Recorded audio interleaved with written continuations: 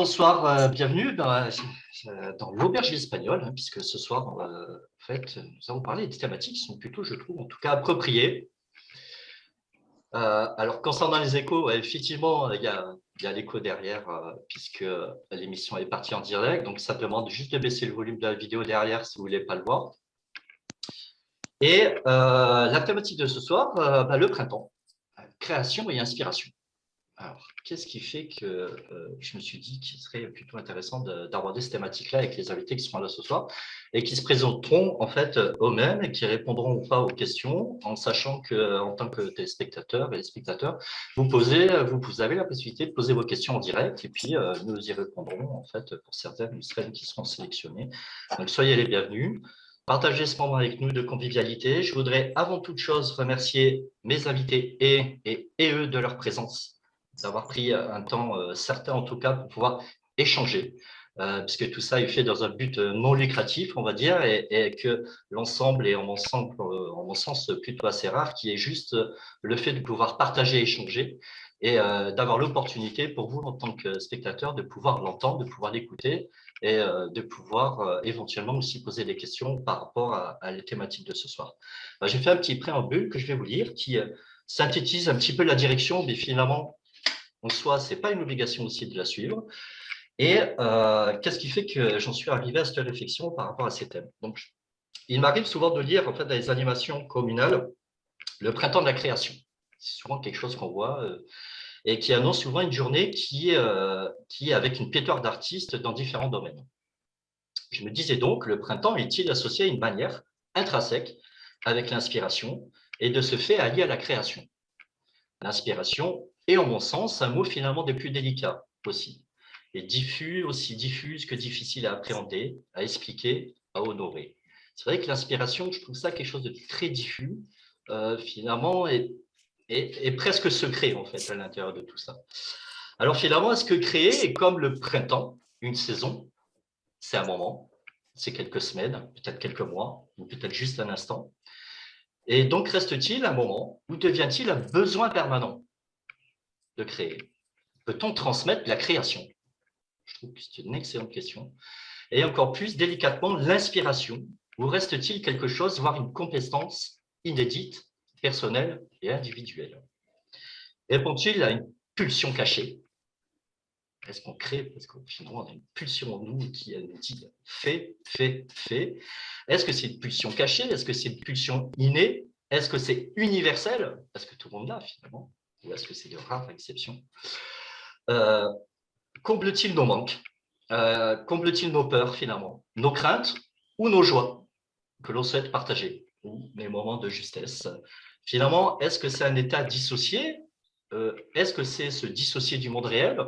Ou est-ce que c'est à s'associer à une nouvelle vie? Que ce soit pour l'auteur, que ce soit pour la peinture, que ce soit pour la création. Est-ce que le fait de créer quelque chose nous permet de nous rendre plus vrais? Ou au contraire, nous permet-il de nous dissocier en fait du monde ou de la vie et d'y mettre, nous, notre propre bulle? Donc, finalement, cela serait-il en fait le représentant de nos propres névroses cachées? J'aime bien un peu cet aspect-là, parce que je trouve que c'est pas souvent mis en lumière et qu'il serait peut-être intéressant d'en parler ou pas, hein, très sincèrement. Donc, la lecture d'un livre, le regard sur une peinture, le jugement sur une œuvre théâtrale ou physique, telle qu'elle soit finalement, est bien souvent une exclusivité propre à l'identité de celle qui pose son regard ou ses oreilles dessus. Peut-on se dire alors que l'on transmet réellement ce que l'on souhaite? Et peut-on dire finalement que alors cette créativité, si finalement elle est reçue d'une manière personnelle par rapport à la personne qui lit, qui voit l'œuvre, qui touche l'œuvre, ou qui regarde en fait le théâtre, ou qui observe un jeu d'acteur, peut-on se dire que l'on a réussi ou pas? Et finalement, est-ce que c'est fait en ce sens? Alors, est-ce qu'une façon d'exister, de laisser une trace aussi, peut-être, de s'évanouir, voire même de se dissocier du monde qui nous entoure, tout en évitant de nous impliquer par des discours? Alors, cela nous amène-t-il de créer, d'être inspiré, ou le subissons-nous comme un échappatoire finalement jouissif? Alors évidemment, tout un tas de questions, c'est plutôt assez vague, et c'est aussi dans ce but-là.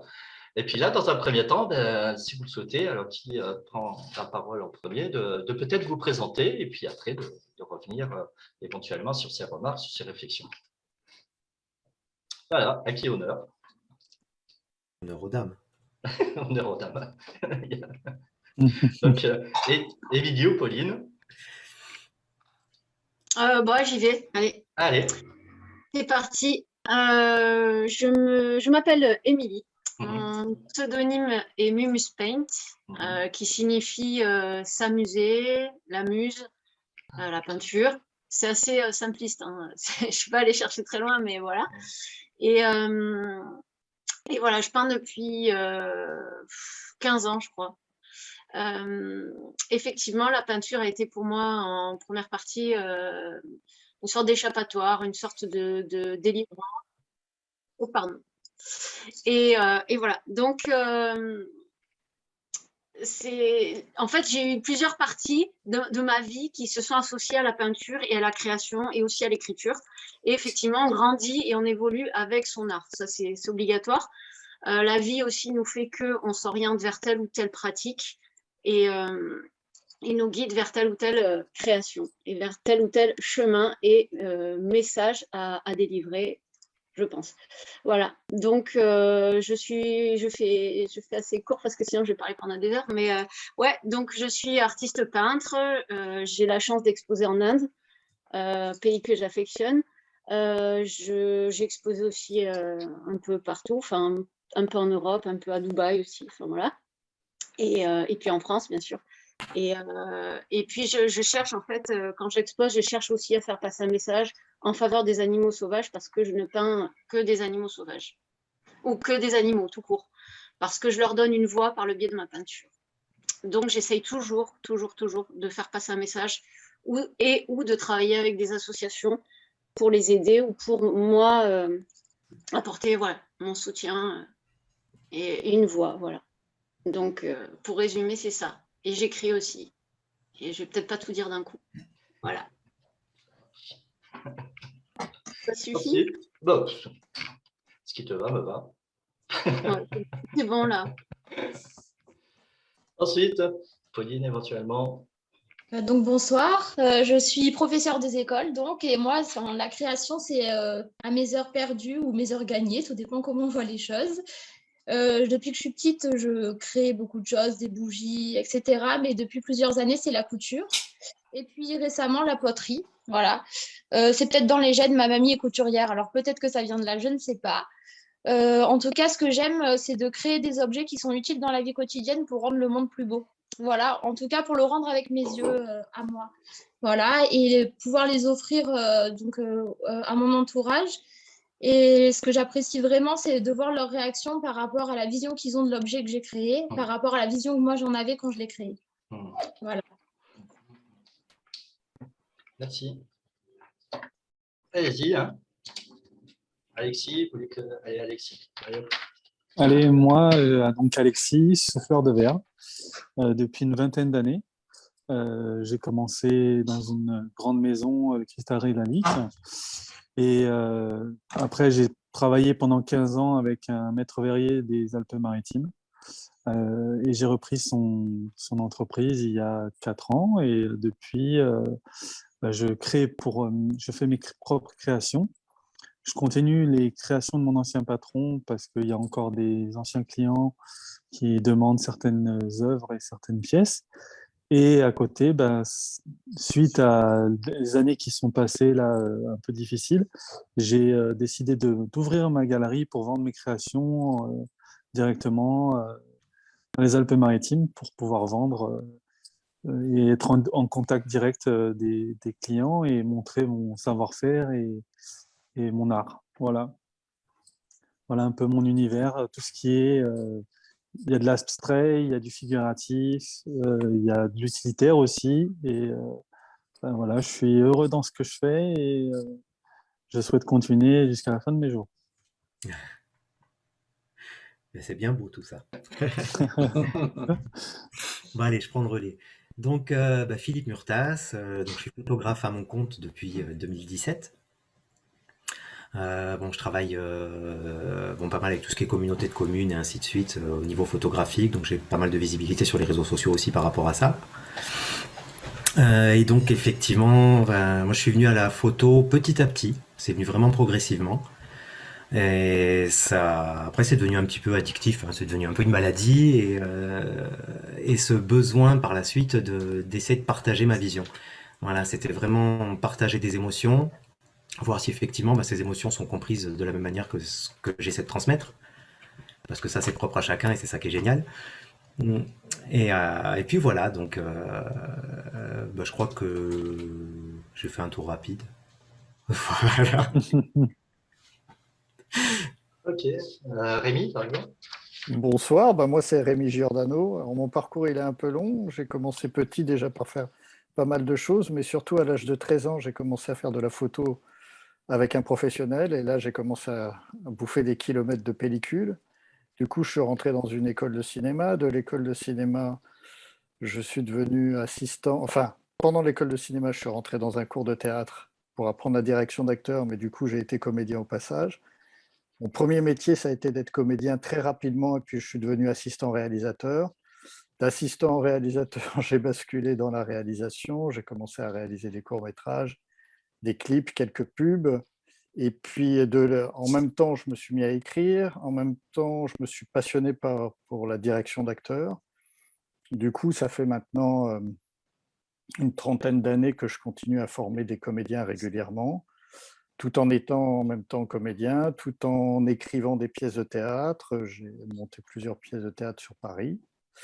Et puis là, grâce au confinement, je me suis mis pour la première fois à l'écriture de romans. Donc, je viens de finir un roman là, qui était à la base une idée de série que j'ai développée pendant 2 ans et que je viens d'adapter en roman grâce à la crise sanitaire. Voilà grosso modo où j'en suis. Donc, je cumule beaucoup de choses et je Ouais. me passionne aussi. Je me suis passionné des fois pour le montage.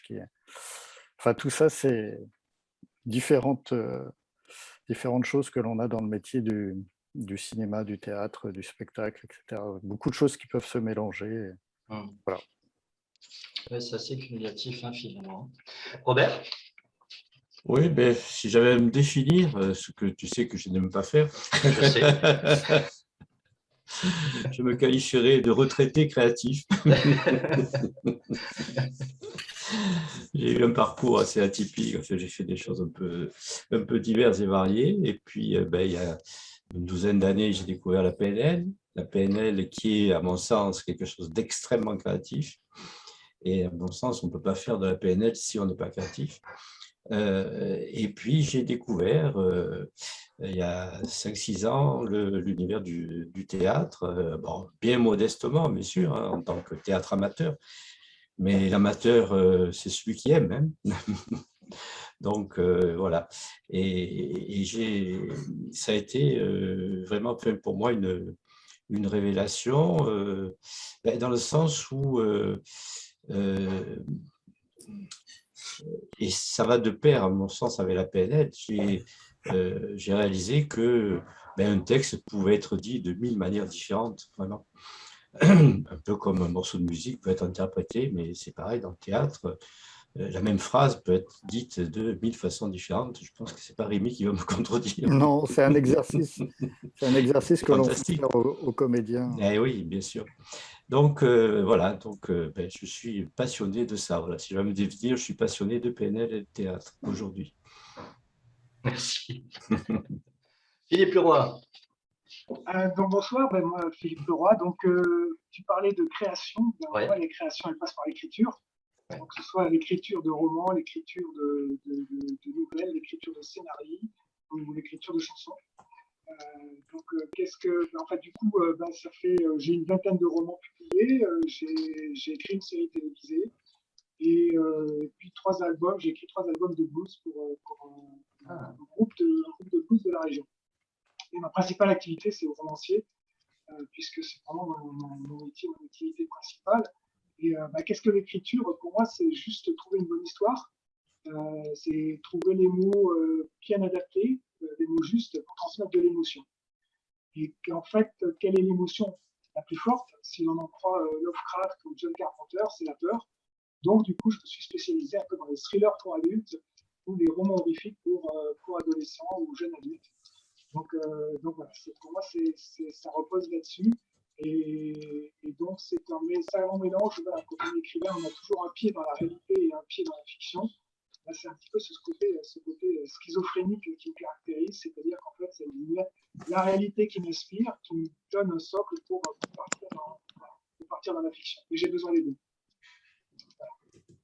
C'est intéressant la manière dont tu l'abordes et c'est vrai que par rapport à ce que vous disiez, il y a quelque chose que je viens de noter et je n'avais pas percuté avant, c'est cette multiplication en fait. C'est comme si quand on commençait à créer quelque chose, finalement on allait aussi dans d'autres domaines après qui nous permettaient de continuer à créer encore différemment. Exactement. C'est assez intéressant. Qu'est-ce que vous en pensez par rapport à ça? Qu'est-ce que vous en faites? C'est le champ du possible, le fait qu'on veuille justement explorer d'autres univers ou se les associer. Par exemple, moi je suis souffleur de verre, mais ça ne m'empêche pas de travailler avec du bois, avec du bronze, du métal, de la peinture. Je fais du graphe sur mes œuvres. Donc c'est associer différents matériaux, différentes techniques et en même temps trouver d'autres inspirations et aller vers d'autres univers. Comme si on avait des racines et que l'arbre commence à grandir et on a plein de possibilités qui s'offrent à nous. Et les branches ramènent à d'autres possibilités encore. Alors après, ça peut être rajouter par exemple sur mes créations, rajouter justement du texte, que ce soit poétique ou un texte politique, ou ça va dépendre de l'envie du moment, l'envie ou la peur ou une émotion. C'est un ensemble de choses. Oui, de toute façon, les limites, c'est celles qu'on s'impose. C'est tout. Totalement. Ce que je trouve extraordinaire dans la création, ce dont tu viens de parler, souffleur de verre ou la peinture, etc., moi j'ai souvent rêvé de ça parce que j'ai commencé, comme je le disais tout à l'heure, par le cinéma, parce que c'était une passion. Le problème de ce métier-là, c'est que entre le moment où tu as une idée et le moment où tu peux la faire exister dans le réel, tu dois franchir un nombre d'obstacles incroyables, parce qu'entre le scénario et le film, quand tu veux réaliser le film, il faut arriver à être produit, etc. Et j'ai souvent rêvé dans ces moments-là d'être un artiste peintre qui n'a besoin que de sa toile et de ses pinceaux pour pouvoir tout de suite, parce quand tu écris un scénario, tu rêves de pouvoir le tourner immédiatement, au moment où c'est là. Et des fois, il va s'écouler 1 an, 2 ans, voire plus. Et entre-temps, il faut arriver à garder, à rester neuf par rapport au moment où tu passes à l'acte. Et ça, c'est des fois très compliqué. Je rejoins un peu cet avis-là, de toute façon, parce que moi, j'ai pu travailler sur le scénario et sur l'écriture de romans. Effectivement, le scénario, le problème en plus, c'est que c'est un travail où beaucoup de gens vont intervenir.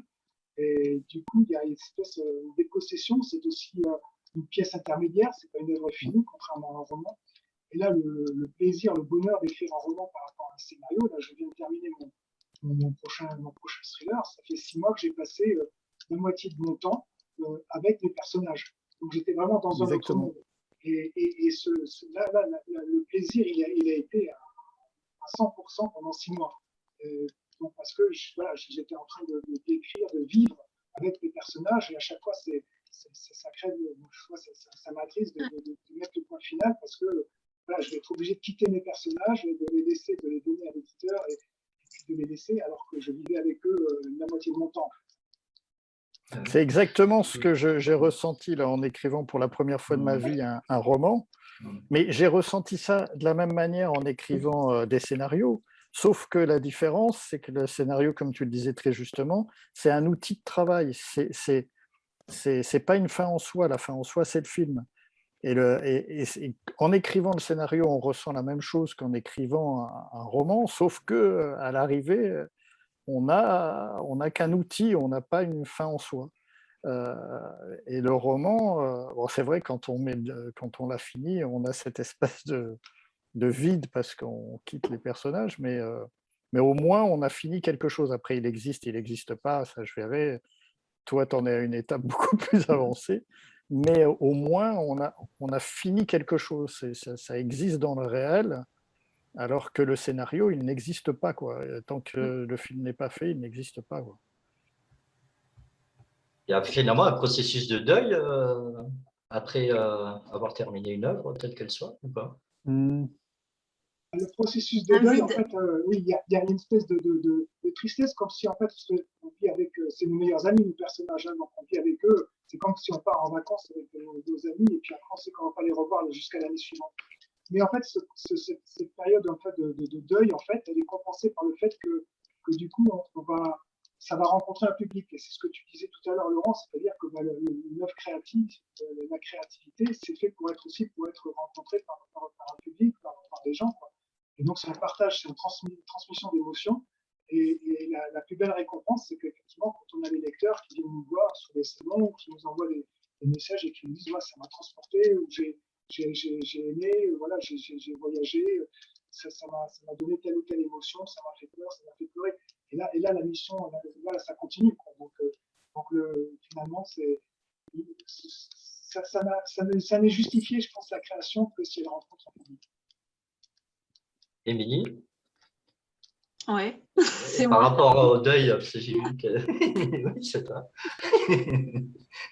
Non, Par rapport au deuil de l'œuvre ou... non, j'ai pas enterré quelqu'un là. Non, mais ouais, effectivement, moi aussi j'écris. J'ai écrit un roman jeunesse qui n'est pas encore sorti. Et oui, ça m'a fait quelque chose de les quitter. Et surtout que c'était un monde assez enfantin et tout, comme j'aime bien.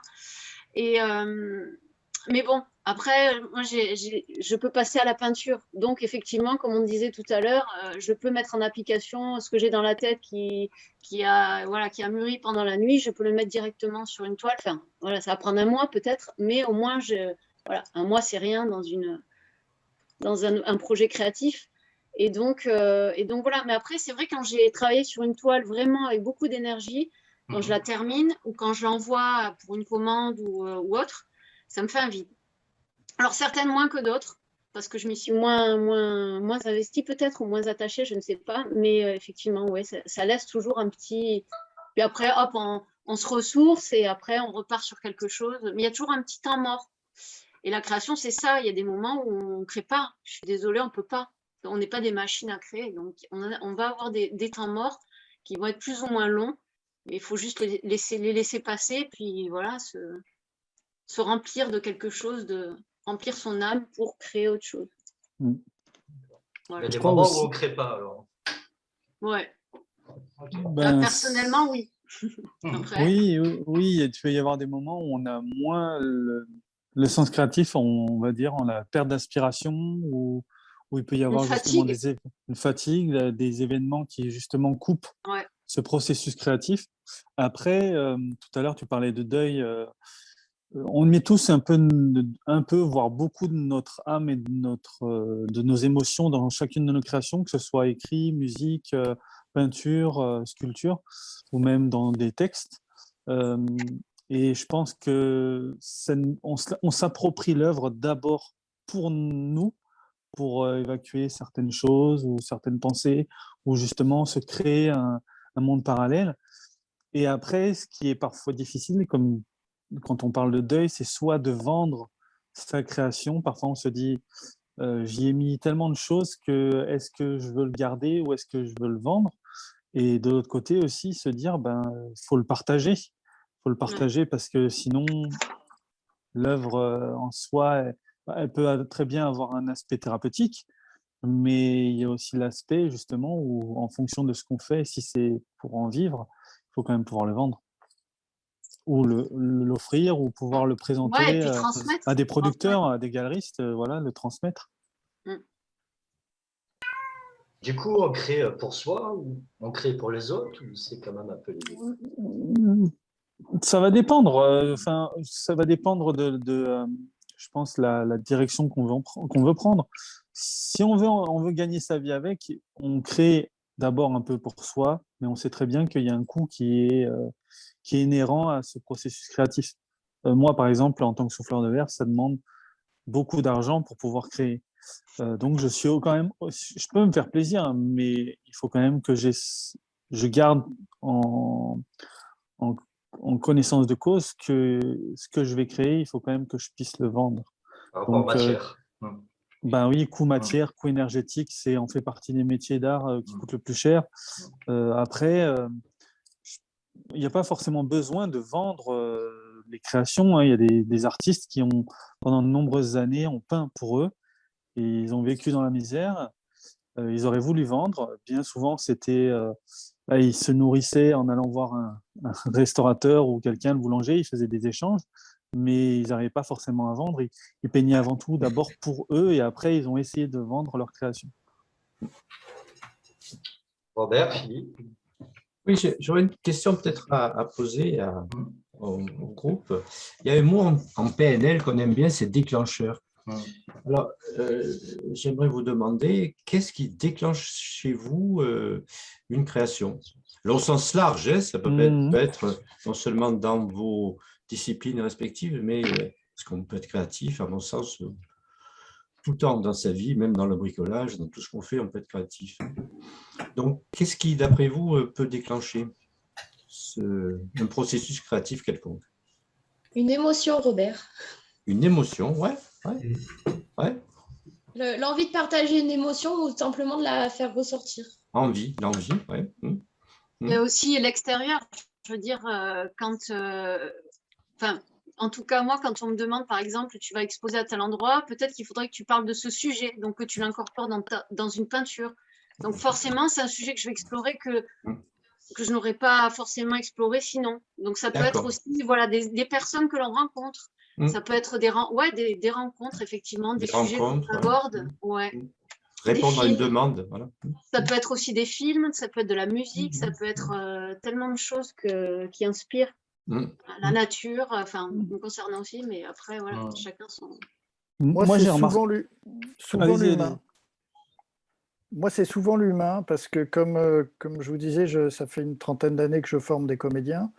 C'est souvent en travaillant avec des comédiens que des personnes ont déclenché des idées, et notamment ce que j'ai écrit là dernièrement, il y a 5 ans, dans un atelier de formation d'acteurs. J'ai travaillé avec des comédiens, et il y a un couple sur scène que je faisais travailler, un garçon et une fille, qui... l'alchimie qu'il y avait entre eux, ce qui se passait et tout, m'a donné l'idée d'une scène que j'ai visualisée. Et c'est de cette scène qu'après a découlé toute une idée qui a grossi pour arriver à une idée de série. En plus, c'est de la science-fiction, et pour aboutir à ce que j'ai écrit en roman, adapté en roman maintenant. Mais c'est parti vraiment d'un moment avec ces humains qui m'ont fait germer c'est une idée. Voilà. Et c'est souvent à travers des comédiens que j'ai eu des idées comme ça. Là, c'est l'observation, en les observant. Ouais. Finalement. Ouais. Et moi, on va dire le côté créatif, moi, c'est plus à l'instinct et la liberté. Moi, c'est 2 éléments que j'ai besoin, quoi, vraiment, pour pouvoir avancer. Si j'ai un truc imposé, pour moi, je perds ma liberté. Si je perds ma liberté, j'arrive pas à créer. Ah, c'est curieux. Ouais. Sinon, ça devient, entre guillemets, si j'ai quelque chose d'imposé, pour moi, c'est un travail. Et c'est vrai que la création, pour moi, je ne l'assimile pas à un travail. Même si, effectivement, on est obligé d'y Mais penser. je pense qu'on peut concilier les deux, parce que moi, c'est pareil, au début, je disais, si on me disait, tu incorpores ça, tu fais ci, tu fais ça, je dis non, surtout pas, je fais ce que je veux, je suis libre, je suis artiste. Mais en fait, on apprend aussi, on peut se dire que c'est une découverte, et on peut l'incorporer dans son travail. C'est aussi un travail que de concilier les deux. C'est pas forcément une soumission ni un travail forcé, en fait. C'est juste une acceptation de l'incorporer dans son travail et d'en faire quelque chose. Comme tu pétris la pâte pour faire du pain, c'est un petit peu pareil. Modeler tout ça pour en faire quelque chose d'autre. Enfin, maintenant, je le prends comme ça, avec un peu plus de recul, mais avant, j'aurais dit non, non, non, non, je continue dans ce que j'ai envie de faire et dans ma liberté. Donc, je comprends après. Mais peut-être qu'on peut concilier les deux, je sais De toute pas. façon, on est obligé, à un moment, on n'a pas le choix, Oui, aussi. obligatoirement, on va y être confronté. On peut pas faire que ce qu'on a envie de faire. Oui. Et c'est bien parce que justement, ça nourrit aussi. Ça nourrit d'avoir de part et d'autre des avis, des conseils, des demandes.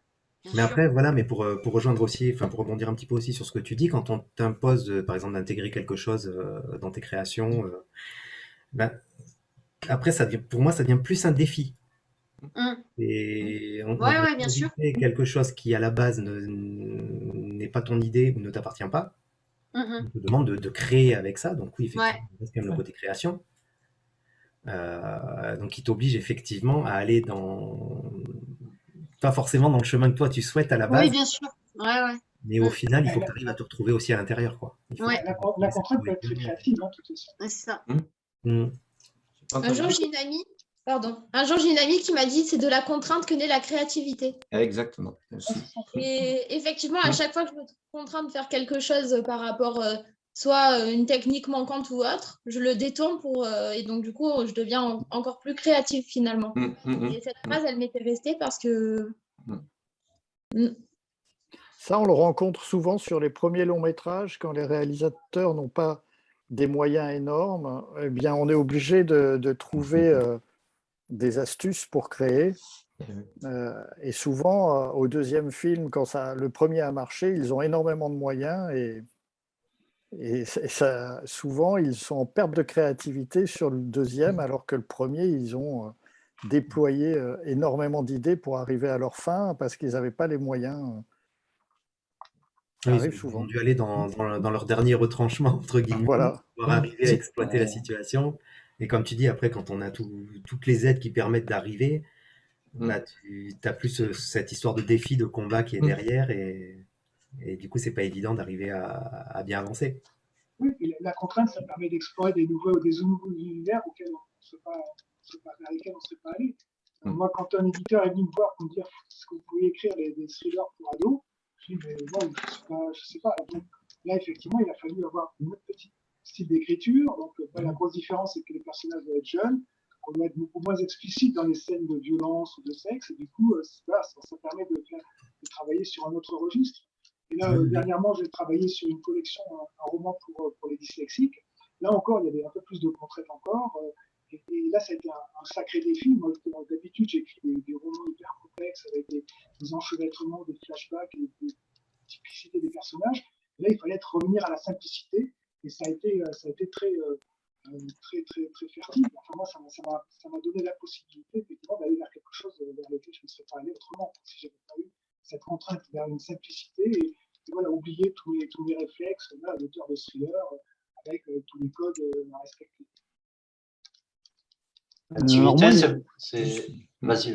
Vas-y. J'allais dire, mais on oublie aussi, il y a aussi beaucoup d'artistes qui ont commencé à créer ou qui ont eu des inspirations suite à des souffrances, que ce soit lié à des guerres, que ce soit lié à des perturbations psychologiques, ou il y avait soit un aspect de manque ou un besoin une quête pour justement évacuer toutes ces souffrances ou ces perturbations. Et bien souvent, les œuvres sont parfois prises par les gens qui les voient comme des choses bien plus puissantes que quand les œuvres sont joyeuses.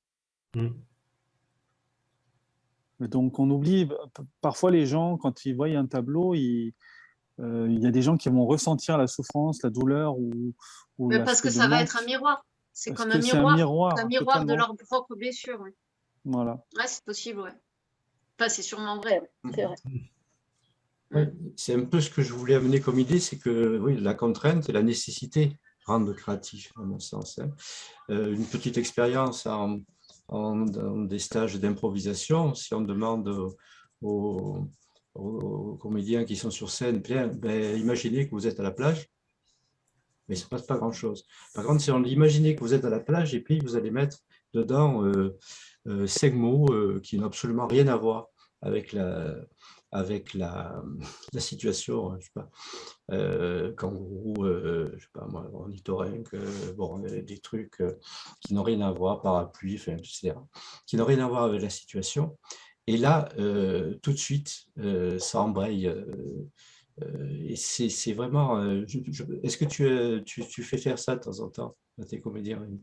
Ah oui, oui, il y Ouais, a ouais, énormément d'exercices. L'improvisation, c'est quelque voilà. chose que j'adore. Alors, en revanche, moi qui ai parcouru une trentaine d'années de Ouais. formation d'acteur, il est vrai que ce que nous étions, nous, moi-même, quand j'étais en cours, on était une génération on adorait j'ai l'impression que ma communication a coupé. Non, on Vous t'entend. m'entendez Non, non, on toujours? l'entend bien. On t'entend très bien. Ouais. Mm. Ça fige un peu parfois. Allô, allô? Non, on t'entend Rémi, ça a figé l'image, mais on t'entend. Allô, allô? Tu Tout peux. est figé, donc je ne sais pas si vous m'entendez. Si, Oui, si. oui, oui. Tu peux parler, on t'entend. Bon, on va prendre le relais, hein. Vas-y, Philippe. Je pense que c'est l'autre Philippe, non, peut-être qui peut rebondir par rapport à la question qui avait été posée là. Par rapport à la question sur le besoin de. Qu'est-ce La qui, nécessité. moi, en fait, en ce qui me concerne, moi, c'est vraiment un besoin. C'est un besoin. La création, je me pose même pas la question. J'ai commencé à écrire. J'ai attendu d'avoir 35 ans, d'avoir suffisamment voyagé, vécu, lu de films, lu des films, des livres, rencontré suffisamment de gens pour remplir le réservoir, en fait, comme dit Stephen King. C'est-à-dire avoir suffisamment de quelque chose d'épaisseur, de vécu pour pouvoir commencer à avoir un socle et partir sur l'imagination.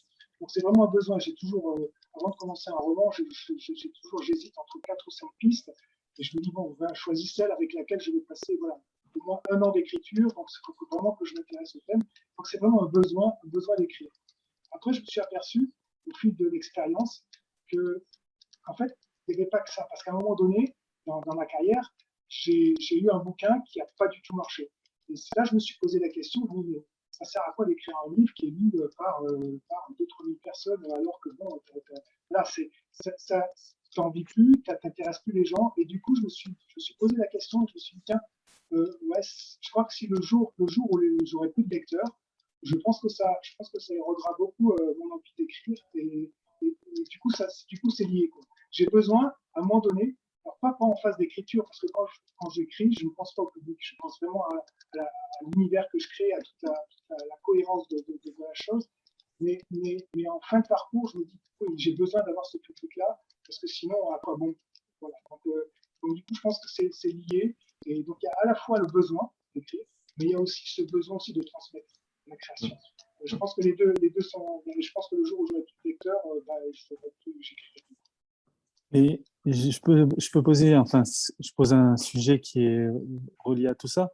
Est-ce que le processus créatif, tout simplement, il ne nous est pas nourricier, dans le sens où ça en devient un besoin vital pour pouvoir justement se sentir être et se sentir bien, et justement où on se dit j'ai besoin de ça pour pouvoir avancer, me construire, je sais pas, pour se relâcher, se détendre.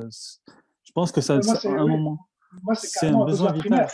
Moi, c'est un Voilà, besoin primaire, primaire. parce que quand Voilà. j'écris, j'oublie même de manger, quoi. Donc, Ouais, voilà. je suis complètement déconnecté. Donc, à ce point-là, c'est vraiment un besoin vital. Dans la phase d'écriture, je ne vois pas l'heure passer, je me mets à l'ordinateur et c'est déjà le soir, quoi. Donc, c'est vraiment, vraiment, vraiment vital, quoi. Un besoin primaire. C'est une autre vie, comme on sait. On se déconnecte d'une certaine manière de la réalité et on se plonge dans ce qu'on fait totalement. On vit pour ce qu'on est en train de faire, ce qu'on est en train de créer, écrire, peindre. En fait, on oublie même les heures. Il y a une forme de décalage par rapport aux autres. On se jette pleinement sans forcément savoir si ça va plaire ou quoi. C'est surtout avant tout d'abord pour que ça nous plaise. Et ensuite, si ça peut plaire à d'autres, tant mieux. Après, il est peut-être là, justement, c'est peut-être ça la puissance de la création, je veux dire, c'est ce qui va être transmis. C'est justement parce qu'on s'est énormément investi dedans, qu'on a su, ce qu'on a mis dedans, je veux dire, ça doit se retrouver. Je pense que c'est quand même le but, c'est la trame. Après, bon, certes, tout le monde peut l'interpréter à sa manière, mais c'est vrai qu'il y a une intention déjà obligatoirement dedans. Mm. Bien sûr, ouais, je suis tout à fait d'accord avec ça. Ouais. Hein, c'est vrai, plus on met d'énergie et surtout l'état dans lequel on se trouve, effectivement, enfin, moi, depuis que je me sens mieux à l'intérieur de moi et que j'ai travaillé sur mon état personnel, déjà, je trouve que l'art est là, mais je veux dire, il est plus au centre de ma vie, il fait partie de ma vie, mais voilà, j'arrive à être heureuse aussi en faisant autre chose. Et ma création a changé aussi, et elle attire différemment. En fait, elle attire des gens qui sont quand même lumineux, qui vont... Voilà, parce que je me sens bien. Donc, je pense qu'aussi, il y a toujours ce même miroir dont on parlait tout à Oui. l'heure.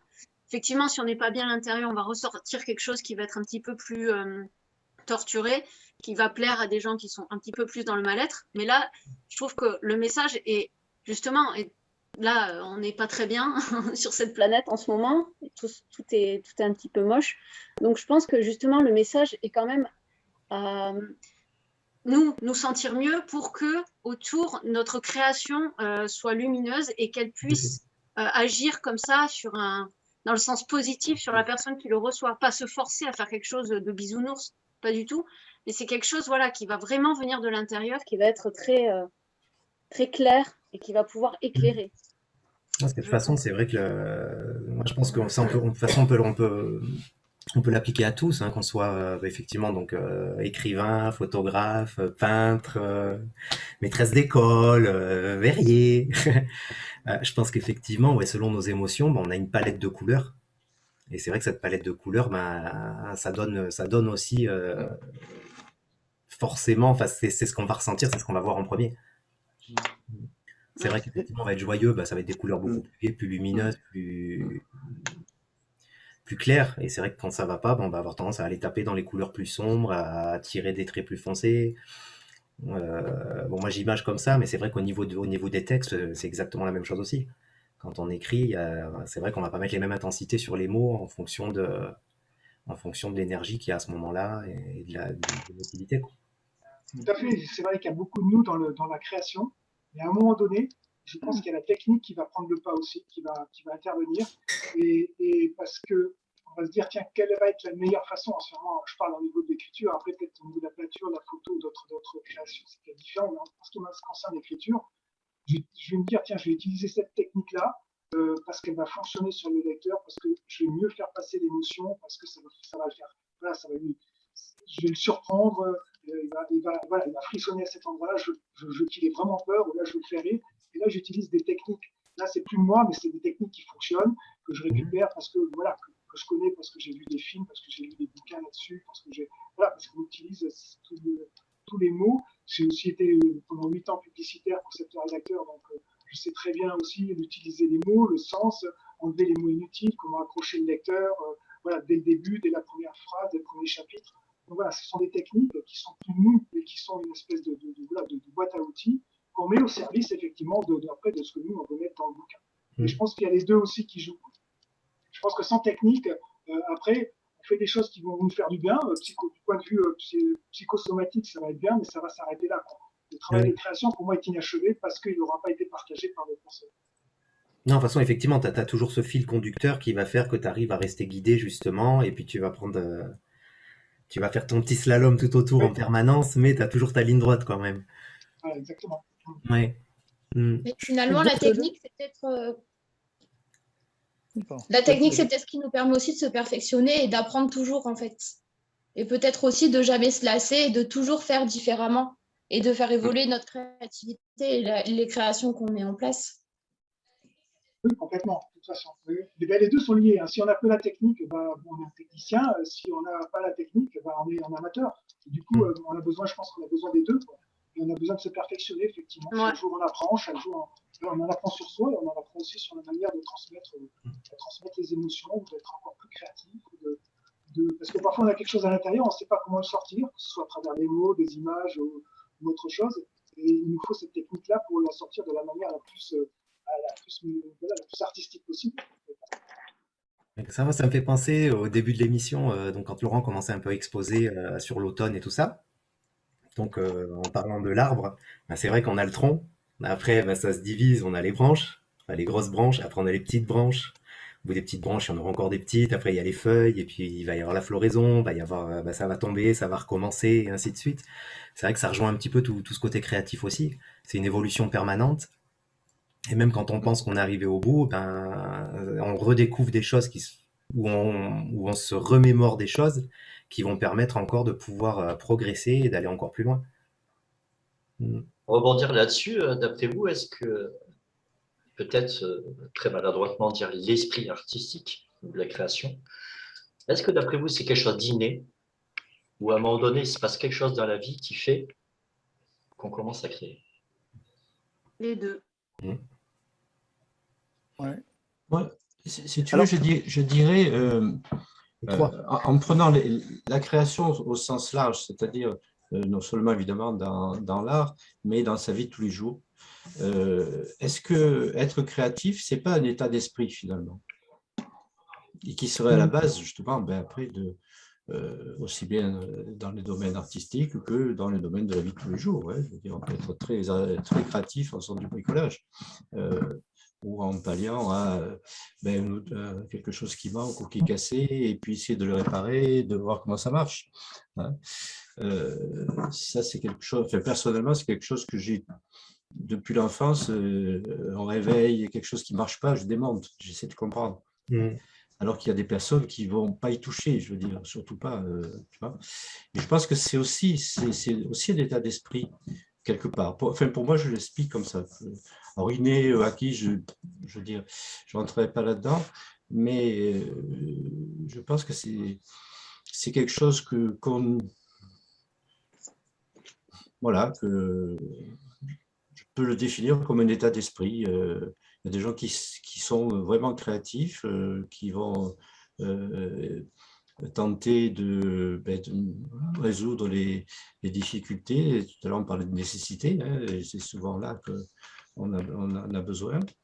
Et puis des gens non, qui vont, ça ne marche pas, je vais faire appel au copain qui sait, quoi. Vous voyez un peu? Je suis exactement comme toi. À la base, je suis exactement comme toi. Ouais. J'ai besoin de démonter tout ce qui ne Ah marche oui. pas. Mais je crois que je tiens ça de mon père qui était inventeur et ingénieur. Ouais. Mais j'ai été coupé, je suis désolé, j'ai un problème de Pas de connexion. souci. Et je rebondis quand même, je termine pour te répondre sur l'improvisation. Oui, oui, oui. Quand je disais sur les 30 ans que j'ai parcourus, j'ai noté quelque chose, c'est que nous étions une génération où on adorait l'improvisation. Et maintenant, je rencontre des générations qui sont de plus en plus effrayées par ça, parce que c'est un saut dans le vide où il faut, pour rebondir par rapport à ce que tu disais, Laurent, d'un seul coup, l'imaginaire doit se mettre en marche. Et je crois qu'on a des jeunes à l'heure actuelle où on leur a tout prémâché. C'est-à-dire que moi, quand j'étais gamin et que je jouais, j'inventais toutes mes histoires. Parce qu'on n'avait aucun jeu qui était déjà pré-imaginé, des histoires qui étaient déjà imaginées pour nous. On s'inventait tout, quoi. Si on jouait avec des soldats ou n'importe quoi, on s'inventait toutes les histoires. Et maintenant, je tombe sur des jeunes en formation qui ont vraiment peur de l'improvisation parce que ils doivent imaginer, ils doivent parler, ils doivent vivre une situation et souvent ils sont effrayés alors que nous, c'était notre régal. Donc voilà, juste je voulais finir cette parenthèse tout à l'heure pour te répondre. Et c'est intéressant cette imagination. Alors finalement, oui. qu'est-ce qui fait qu'on imagine, qu'est-ce qui fait que peut-être certaines imaginent plus ou moins, et qu'est-ce qui fait que est-ce que c'est un besoin d'imaginer, et est-ce que c'est un besoin de le sortir en créant? Après, je pense que de manière inconsciente, de toute façon, on crée tous quelque chose tout le temps. On est des créateurs, on est tous des créateurs de toute façon. À la base, on est tous des créateurs. Quoi qu'on fasse dans Normalement. toutes nos actions chaque jour, on fait quelque chose qui est forcément lié à ça aussi. C'est le propre de l'homme. Bien sûr. Oui, c'est le propre de l'homme, tout simplement. Je pense que justement, quand le premier homme de Cro-Magnon, quand il a fait le silex qu'il a utilisé, il y a eu un aspect de création tout bonnement derrière. Et ensuite, il y a eu la peinture sur les peintures rupestres. Je pense que oui, il y a le propre de l'homme. le fait que justement, il y a l'envie à chaque fois de découvrir et en même temps de se découvrir et d'expérimenter d'autres choses. Est-ce que L'obstacle, finalement, les personnes qui ne sont pas créatives, est-ce que ce serait peut-être pas parce qu'elles se mettraient des barrières, parce qu'elles pensent qu'elles n'en sont pas capables, ou peut-être qu'elles ont l'inconscience qu'elles n'en ont pas envie finalement? Pour moi, oui. Pour moi, oui. Je pense qu'il y a beaucoup de gens qui se disent je ne suis pas capable de, parce que souvent ils se comparent à un autre artiste ou à des choses qu'ils ont pu Ouais, voir. ils se sentent pas Mais là, en fait. je pense tout simplement, c'est que les gens, ils veulent, quand tout à l'heure Rémi parlait le fait de se jeter dans le vide pour ceux qui font du théâtre, dans l'improvisation, il y a beaucoup de jeunes qui ont peur de ça. Je crois qu'il y a justement, il y a aussi beaucoup de gens qui ont peur de se lancer dans des choses qu'ils ne connaissent pas forcément et ils se disent bah tiens, je suis pas capable, alors que c'est soit parce qu'on leur a dit qu'ils étaient bons à rien, soit parce qu'ils se donnent pas la chance d'expérimenter. Peut-être ils sont pas bons pour la peinture, mais ils peuvent très, très bien être bons pour faire du bricolage ou de la création avec de la pâte à modeler Ouais, chacun a un de la domaine. sculpture. Chacun va avoir cette sensibilité pour une matière, une texture, un type de métier. Ça peut très bien être artistique dans la cuisine. Je veux dire, la cuisine est aussi un art. Donc, il peut y avoir le panel est très large au niveau de la création. En fait, il y a la création qui a été réduite à la peinture et à tout ce qui est art, comme on pourrait l'entendre de manière générale, plus les barrières, ce qui fait que peut-être au final, on ne laisse pas forcément notre créativité se mettre en place, alors qu'il suffit juste d'écouter notre cœur et de faire les choses qui nous font vibrer. En fait. C'est pour ça que la transmission est importante, que ce soit au niveau des parents, pour les enfants, pour leurs enfants. Déjà moi je trouve qu'un parent qui est un petit peu enfantin, toujours garder son âme d'enfant. L'artiste, c'est quelqu'un qui garde son âme d'enfant tout le temps, qui va toujours sortir quelque chose, qui va toujours voir le petit détail que les autres ne vont pas voir forcément. Et voilà, ça, c'est à développer, c'est à travailler, le transmettre aux enfants, comme tu fais avec les enfants que tu as à l'école ou ses propres enfants. Et voilà, et toujours dans la transmission, ou quand on fait un atelier, ou voilà, je pense qu'il y a vraiment quelque chose à travailler à ce niveau-là, parce que c'est important justement pour le développement de l'humain et pour qu'il fasse sauter toutes ces barrières et toutes ces peurs, parce que en fait, ce qui bloque tout, c'est la peur. On en a déjà parlé, c'est juste la peur qui a été transmise par les générations, par les parents, par la société, et c'est juste ça en fait, c'est juste une peur, une grosse peur. Mais une fois qu'on fait sauter cette peur ou ces peurs, allez, hop, on se jette dans le vide, on se met au théâtre, on improvise et on fait d'autres choses et on crée, on prend un stylo, voilà. Mais c'est juste faire sauter cette... Et c'est là que je trouve que c'est très important. La transmission, c'est la chose la plus importante. Mais tu as dit quelque chose de très important, c'est retrouver son âme, l'âme d'enfant. Ouais. C'est essentiel, ça, c'est ce que je répète en permanence aux comédiens. Je leur dis, je veux que vous ayez 5 ans d'âge, quoi. Amusez-vous. Jouer, le mot jouer, c'est s'amuser. S'amuser à être triste, s'amuser à être joyeux, s'amuser à vivre plein de choses. Et l'âme d'enfant, moi je suis en admiration devant des réalisateurs américains qui sont des hommes d'un certain âge et qui ont vraiment une âme de môme quand ils créent.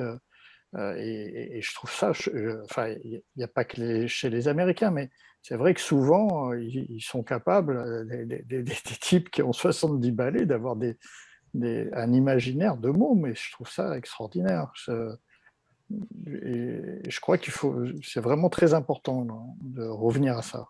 Moi, je crois qu'il faut supprimer les barrières du quotidien. Ah oui, ça c'est essentiel. Les croyances limitantes.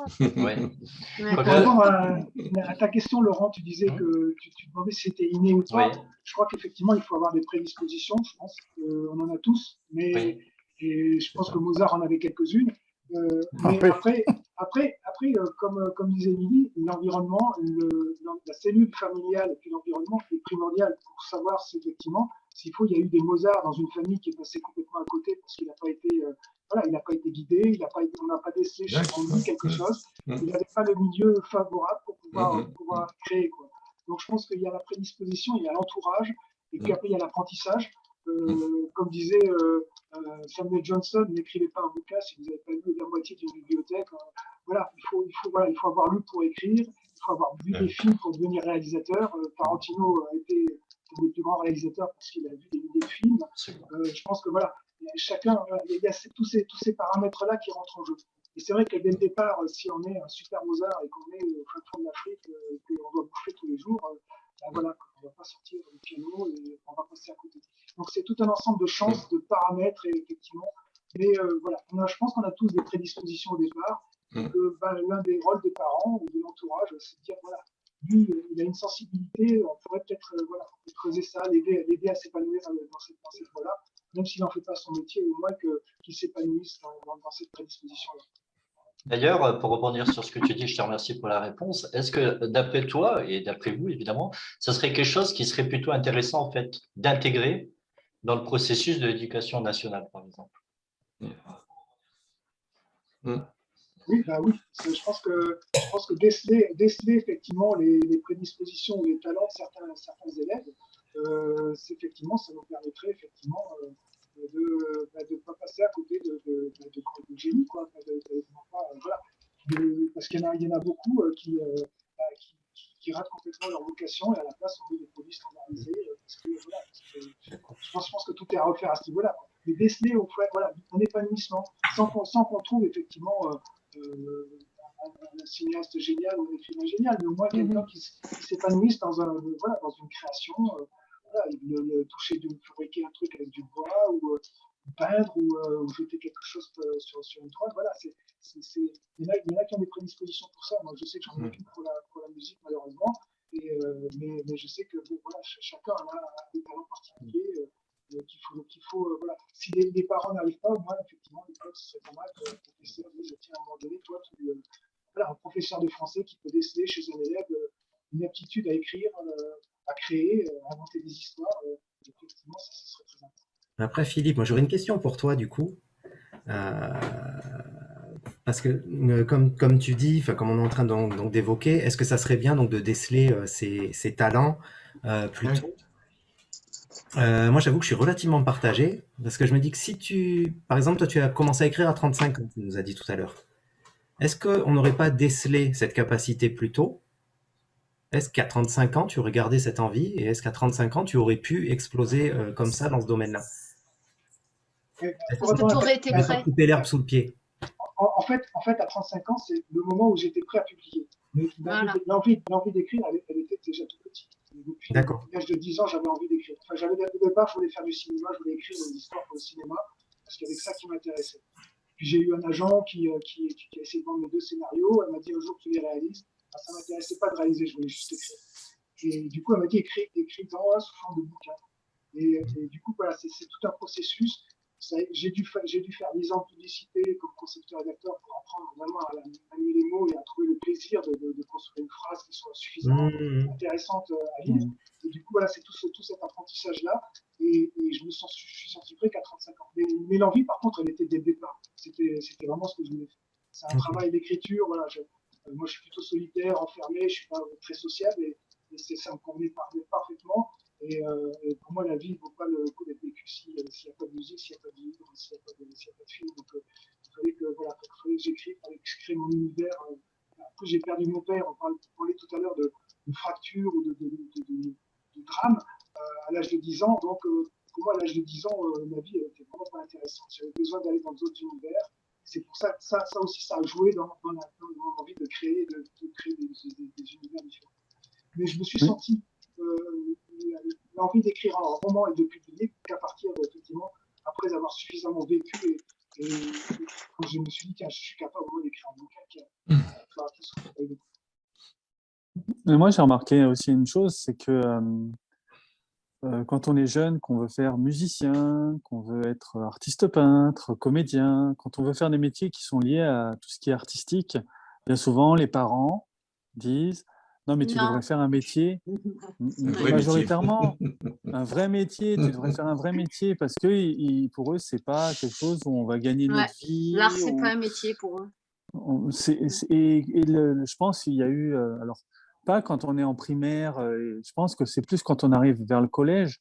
Là, pareil, on casse un peu plus entre guillemets, ces rêves. C'est que les jeunes qui veulent justement dire oui, je voudrais être musicien, comédien, acteur, écrivain ou quoi, bien souvent, il n'y a pas l'aide à la direction pour diriger vers ce type de métier ou de passion, parce qu'il ne faut pas oublier qu'on est quand même passionné par ce qu'on fait. Et je crois que bien souvent, tout ce qui est lié à l'expression artistique, c'est quelque chose qui, ouais, en fait, c'est juste un hobby pour beaucoup.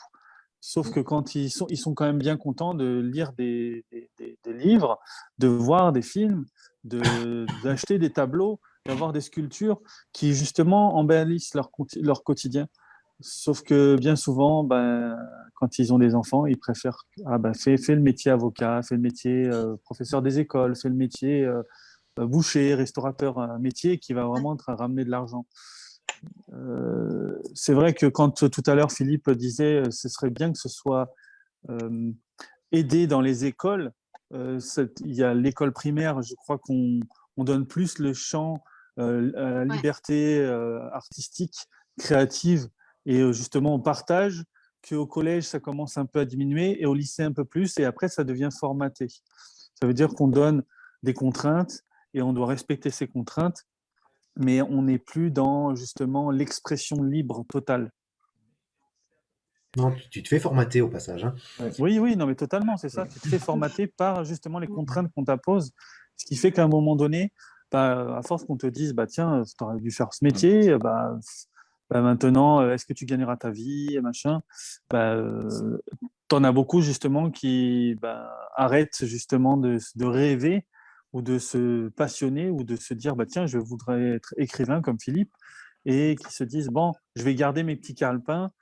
Et puis un jour, soit ils y reviennent quelques années plus tard parce qu'au final, il leur manque ce qu'on parlait tout à l'heure de l'aspect nourricier, où on en a besoin justement de créer et d'écrire, parce qu'on est passionné, parce qu'on en a, c'est un instinct primaire, et d'autres qui vont carrément s'oublier parce que ils sont rentrés dans un système et dans une logique qu'on leur a imposée.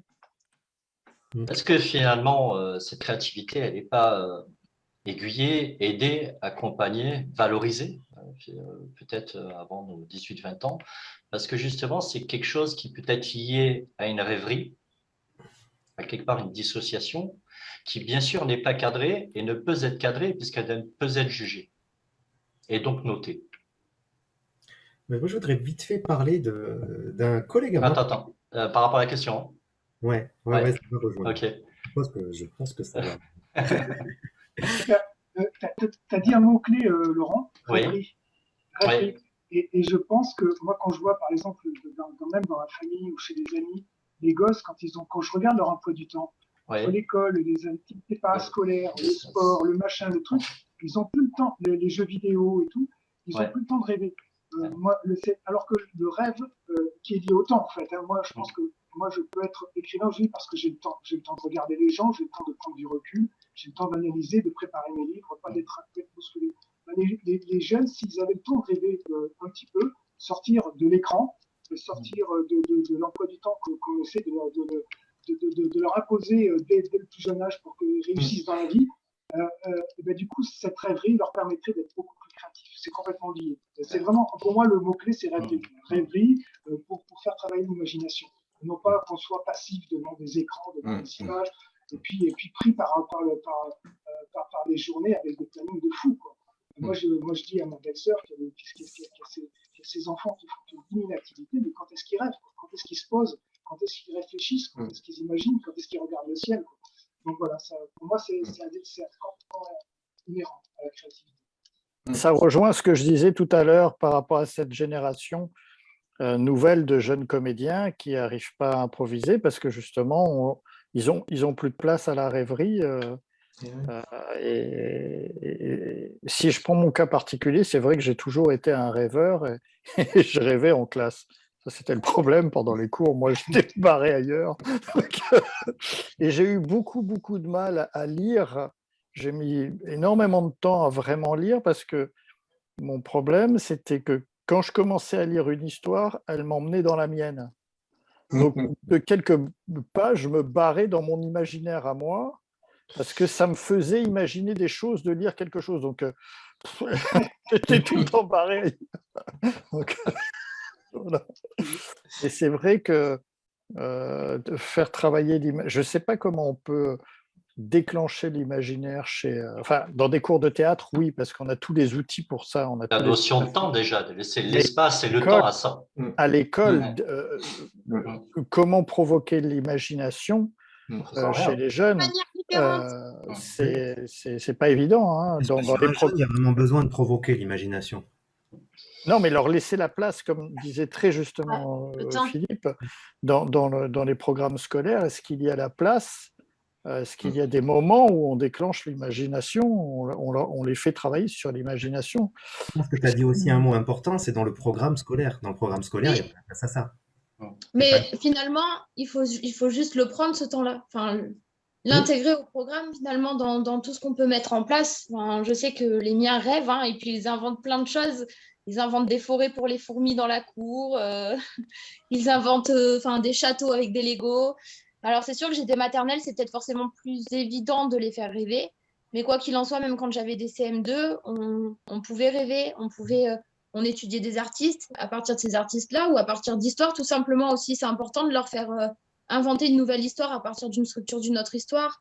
Il y a plein de manières différentes de pouvoir rêver finalement. Mais en même Alors, temps, c'est tu es sûr obligé de les que la canaliser. rêverie est un petit peu dirigée, ça je vous l'accorde. Mais finalement, on peut quand même les laisser s'exprimer et les laisser. Ils ont tous des capacités de créativité, hein, les enfants. Ils n'ont pas de Les barrières. enfants, oui. Si on leur met pas C'est des eux qui barrières au ont moment où ils s'expriment, finalement, ils ont un peu de temps pour s'exprimer. Je pense que l'enfant de base, de toute façon, voilà, c'est le maître mot d'enfant, c'est liberté. Et c'est rêverie, Totalement. effectivement, c'est tout ça. Après, c'est l'éducation et c'est ce qui se passe dans la vie du quotidien où on est obligé, on impose cette façon de devoir se concentrer et s'organiser, entre guillemets, et de, effectivement, avoir des moments de rêve et des moments qui vont leur permettre de grandir, d'un côté. Ouais, Mais grandir, ça bloque aussi les rêves. Totalement. Mais je sais que j'avais un ami qui avait mis ses enfants dans une école Montessori, où en fait, il y avait un mode de fonctionnement où les enfants, ils apprennent à leur rythme. Et quand ils n'ont pas envie de faire certaines choses, ils sont dans justement cet aspect rêverie, où ils vont faire des dessins et puis ils reviennent à faire les cours. En fait, il y a un rythme d'apprentissage et de rêverie où au final, il y a cette forme de liberté. Ça veut dire qu'il n'y a pas cette imposition où on dit il y a une indépendance. Voilà, indépendance. On les rend aussi autonomes, indépendants, et en fait, ils se gèrent. Ils apprennent à se gérer au lieu d'être contrôlés dans une école classique où on leur impose à telle heure tu vas faire des maths, à telle heure tu vas faire du français, machin, un truc. Là, non, on leur dit, c'est eux qui ressentent aussi leurs besoins. Ils disent, oui, là j'ai envie, là j'ai besoin de faire une pause. Et c'est vrai que ça les rend beaucoup plus autonomes et assez rapidement grandissent dans leur rythme. Après, moi, je connais pas trop bien ce système, j'en ai entendu parler, je connais les grosses lignes aussi, mais est-ce que ça serait possible de gérer une classe comme ça avec 25 élèves? Ça existe. Tu as même des écoles, même dans les pays nordiques ou même en Suisse, où carrément les écoles, presque elles sont dehors, quoi, hein.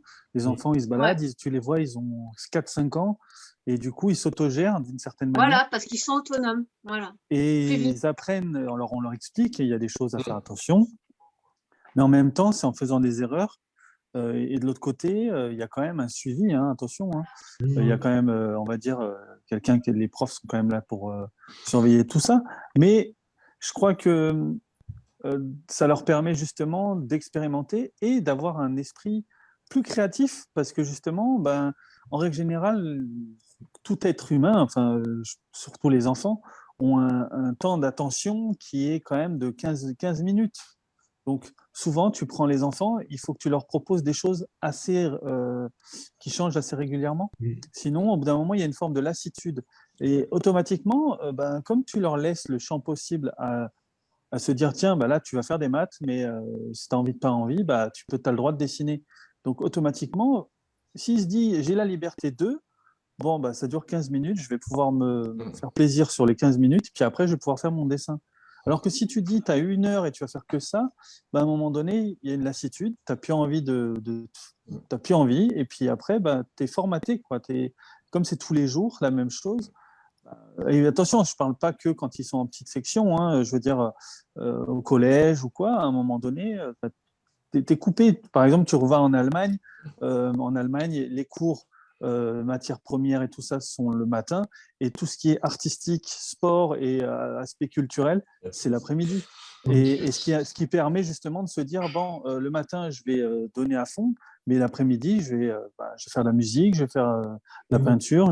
Ils vont pouvoir avoir un aspect créatif différent. Ouais. Pour revenir à la création, parce que là, on est parti sur les enfants, en fait, c'est pas que ça m'intéresse pas, si tu veux. Moi, ce qui m'intéresse, c'est comment vous arrivez à créer. Qu'est-ce qui fait que cet imaginaire et cette rêverie, finalement, en quoi elle est importante? Je me posais la question quand je vous entendais parler, là, et vous me dites éventuellement ce que vous en faites, c'est que je me disais, finalement, rêver, c'est imaginer, c'est rêver, je ne sais pas l'ordre.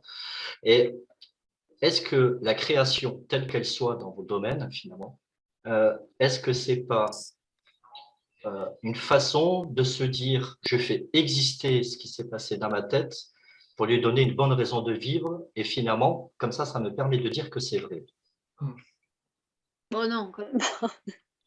Non, enfin, ça va dépendre du sens C'est des... une question. Ça va loin. C'est une question. Après, ça peut dépendre des formats artistiques, hein. Tu vas avoir des formats artistiques où il va y avoir des gens qui ont justement besoin de dire, bah tiens, ça y est, je l'ai réalisé, ça existe, je l'ai en face de moi. Après, ça va dépendre de chacun, je pense.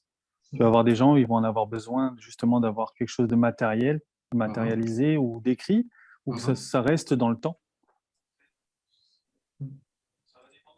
Moi, je dirais volontiers que être créatif au sens large, comme on disait tout à l'heure, c'est vraiment être créateur de sa vie, quelque part. Et je pense que les obstacles aujourd'hui qu'on voit de plus en plus à l'acte de création, c'est la passivité et l'assistanat. Et je pense que bien des jeunes aujourd'hui et des adultes aujourd'hui sont tellement passifs dans leur vie, tellement assistés.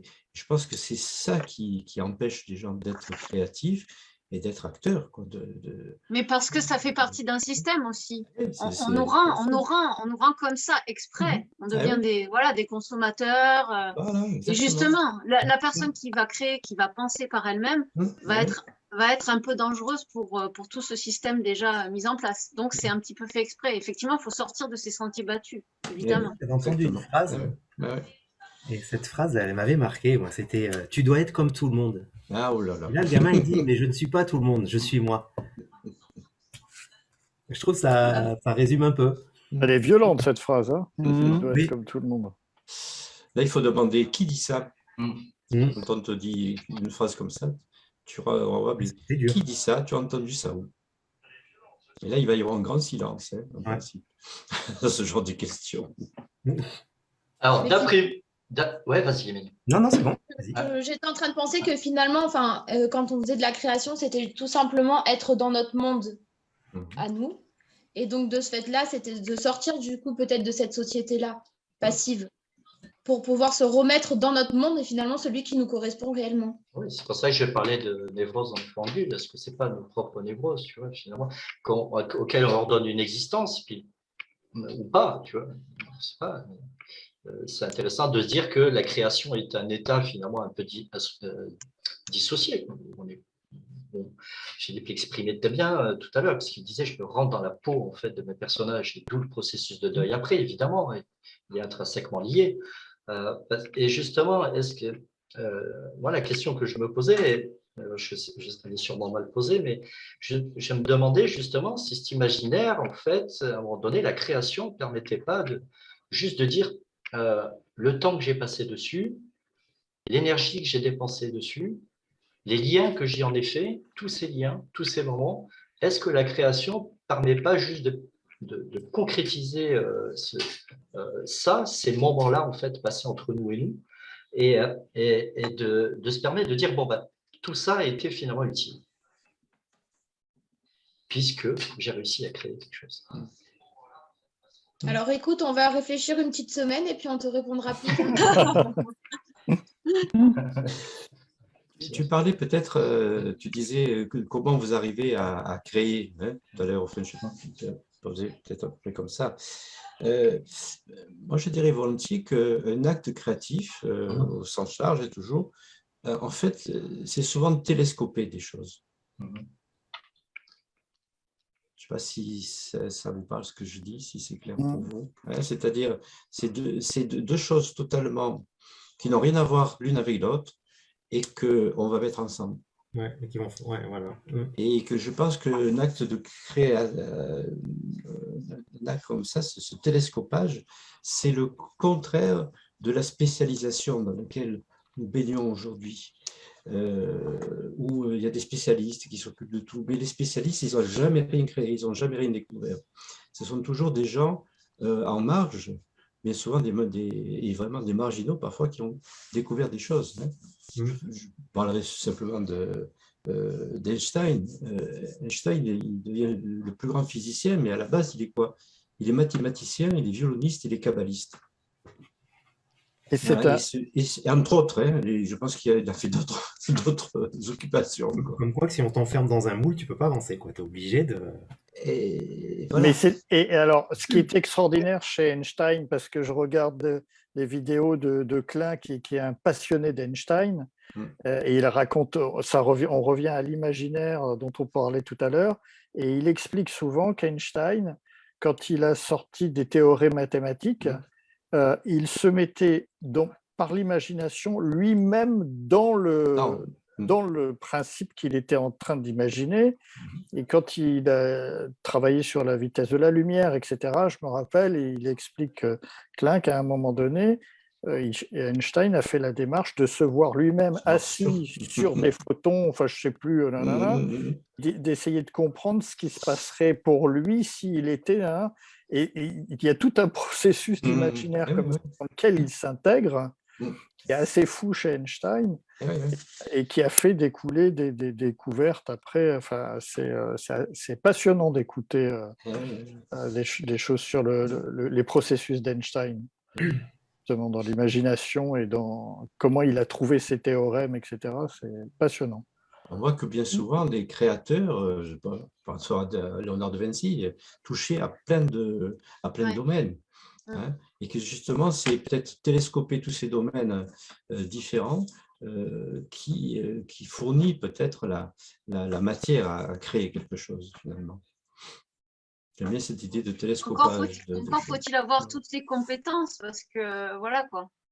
Toutes, quelques, je dirais. Enfin, celle de Léonard de Vinci, par exemple. Ah oui, là, Léonard de Vinci, c'est. Il faut y aller. Einstein, c'est des exemples bien sûr uniques. Mais bon, à notre petit domaine, on peut.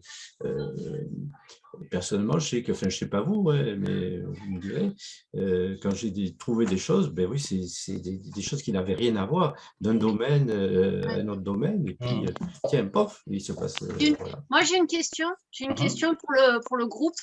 Est-ce que d'après vous, quand vous créez quelque chose, cela peut venir d'un guide qui est dans votre discipline, d'un guide qui est décédé? C'est-à-dire que, est-ce que, d'après vous, dans ce que vous allez créer, que ce soit, je ne sais pas, dans le cinéma, le théâtre, est-ce que ça peut venir, d'après vous, est-ce que ça peut être une transmission de quelqu'un qui est dans l'au-delà, qui vous fait passer un message à tel moment dans telle création ou pas? Personnellement, est-ce que vous pensez pas qu'il y a à un moment donné quelqu'un qui va guider quelque chose? Parce que il va y avoir comme une continuité de cette personne. À un moment, ça ne va pas être dans toute la création, ça ne va pas être dans tout, mais juste un petit passage, vous allez vous dire, ah, tiens, mais pourquoi ce ne serait pas un petit signe de cette personne qui me fait dire ça, qui me fait écrire ça, enfin, moi, en tout cas, quand j'ai écrit, j'ai eu beaucoup cette sensation-là. Mais voilà, après, c'est comme une sorte de messager. Voilà, on va prolonger quelque chose à un moment donné, et la personne qui va être au-dessus, qui va nous guider pendant peut-être une peinture ou un écrit. Ça ne va pas durer peut-être très longtemps, mais elle va être là et comme un petit clin d'œil. Elle va dire, bon, bah, tiens, toi, tu es là, tu vas me servir aussi et tu vas faire passer ce petit clin d'œil. Voilà, Mais j'en sais rien. c'est une personne que tu as connue ou pas forcément? Moi, oui, il y a une personne que j'ai connue forcément parce qu'il y a ma maman qui est partie, donc je sais qu'elle est continuellement avec moi. Enfin, continuellement, non, elle n'est pas tout le temps avec moi, mais quand, voilà, elle me fait des petits clins d'œil qui sont mignons. Mais non, ça peut être aussi des personnes qui sont un peu plus illustres. Je ne peux pas dire que par exemple, Monsieur Salvador Dali m'a dit de créer et que je vais reproduire c'est une de ses œuvres. Mais je vais dire que oui, il y a un passage pour moi, il y a un passage de quelqu'un qui a été illustre, qui me parle beaucoup, une personne qui m'inspire, qui est partie et qui va me guider dans tel ou tel sens. Voilà. En tout cas, moi, j'y crois. Mais après, chacun ses propres croyances. Alors, pour te et voilà, ça peut être comme un clin d'œil. C'est pas forcément. On va pas répéter on va pas reproduire l'œuvre de la personne défunte. Ça va pas être, voilà, pas du tout. C'est juste un petit passage, un petit clin d'œil. On va se dire, tiens, voilà, merci. Alors, pour te répondre, moi, personnellement, j'ai pas la sensation, enfin, j'ai jamais imaginé qu'il y avait une personne particulière, mais en revanche, j'ai vraiment senti à certains moments que j'étais, enfin, je sais pas, à un moment donné où il se passe quelque chose, où tu es en face, quoi. Ça sort.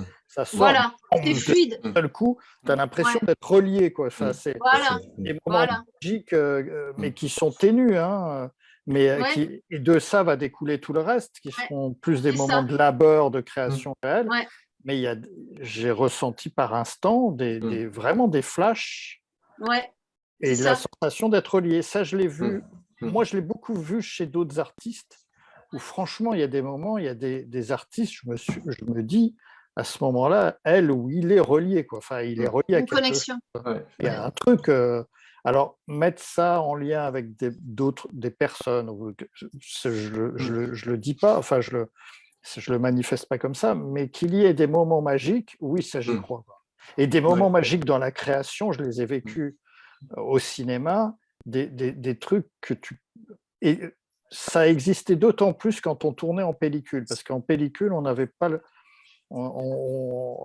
ça coûtait très très très cher, on ne pouvait pas refaire indéfiniment les prises, et j'ai vécu sur des tournages des moments magiques parce qu'il y avait une telle pression qui est liée à l'économie, au temps, enfin bref. À la contrainte. À la contrainte, il s'est passé des trucs, mais et là, tu te dis, à un certain moment, c'est relié à quoi? Ça, je dévie un peu, mais les moments dont tu parles, où tu as l'impression d'être connecté à quelque chose, tu ne peux pas les déclencher. Enfin, j'aimerais bien les déclencher, mais ça arrive bam, comme ça. Alors, est-ce que c'est toi qui es en phase à un moment donné, où tout se met en bonne vibration, etc., au bon moment? Est-ce que ça vient de toi? Est-ce que ça vient de... Enfin, c'est très dur à définir, mais en tout cas, je l'ai vécu. Moi, personnellement, je l'ai vécu. J'ai bien aimé le terme que tu as employé, bonne vibration. Bonne vibration. Ça parle beaucoup plus qu'une personne. Oui, et être connecté ou être en phase, ça me parle. Et ça, j'ai parfois ressenti. Et c'est vrai, quand tu es en phase, wow, tout s'aligne, tout se met, etc. Et c'est vraiment des moments rares, quoi. Très rare, on rame, quoi.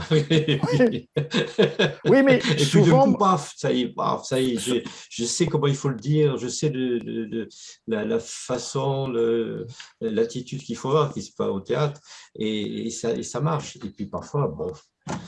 On cherche. C'est pas ça.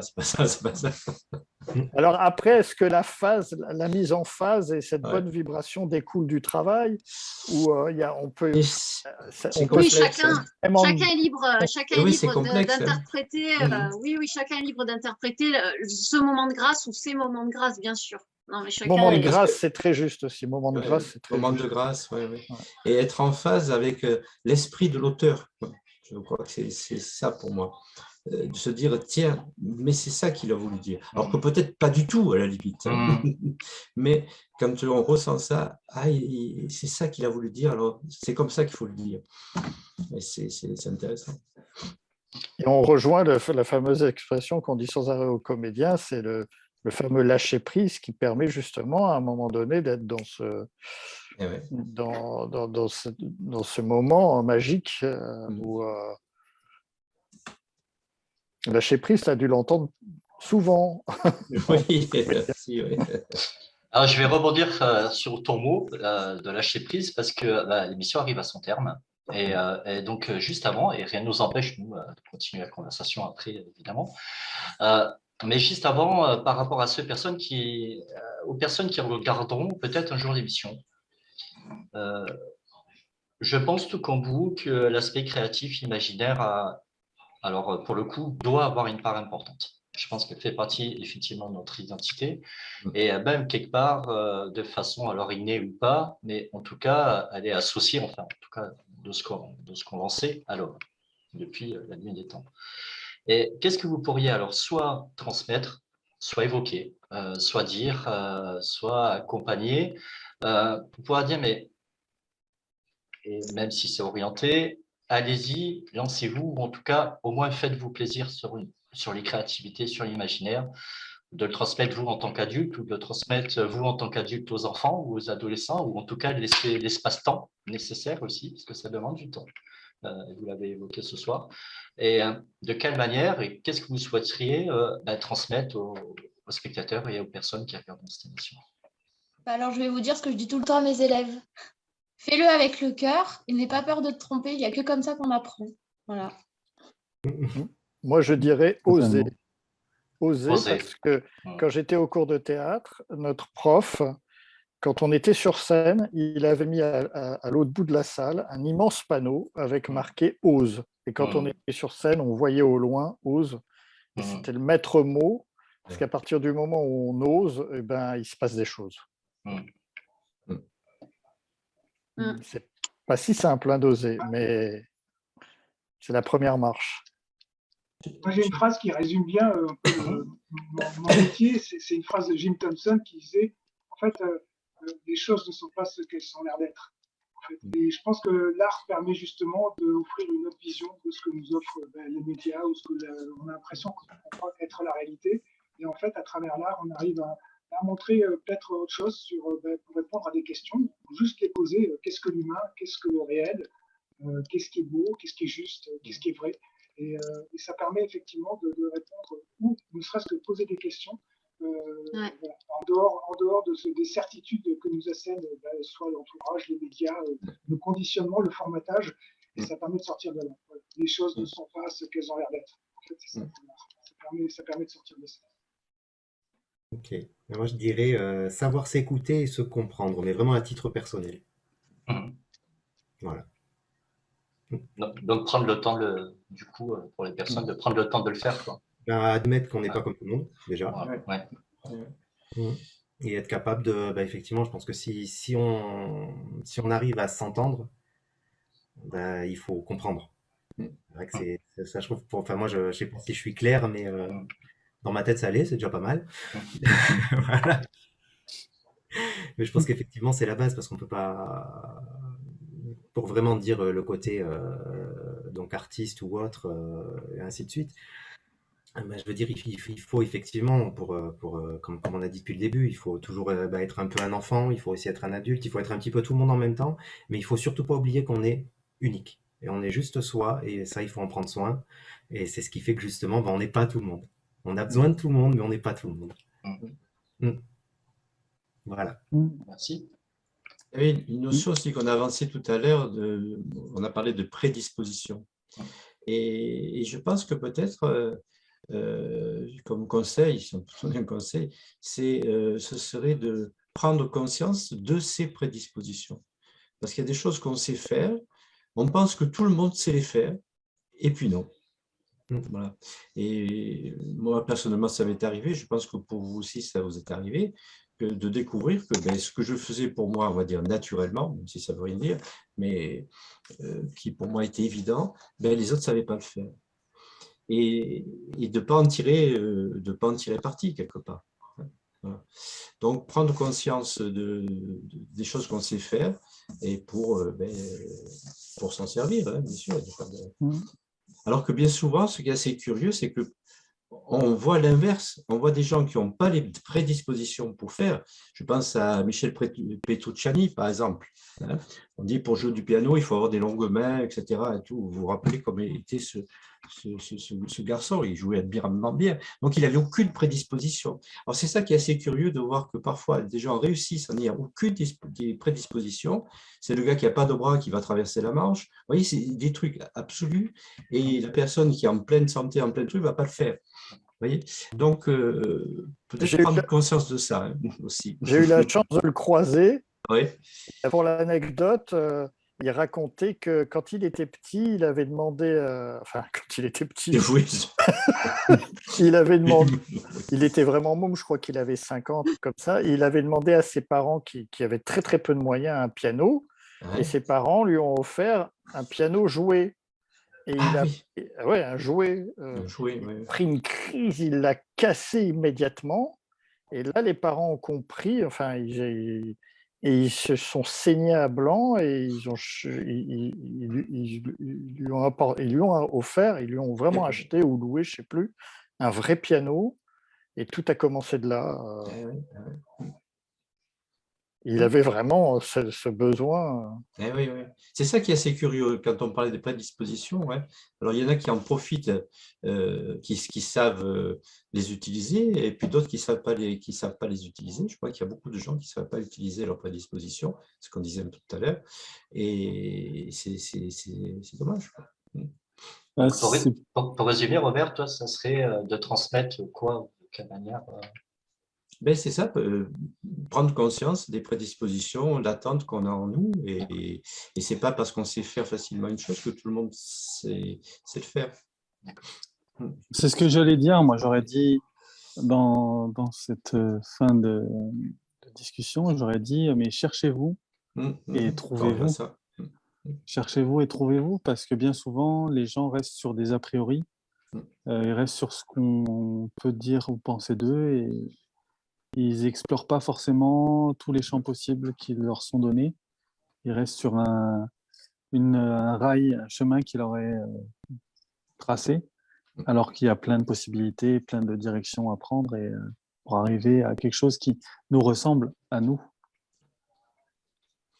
D'accord.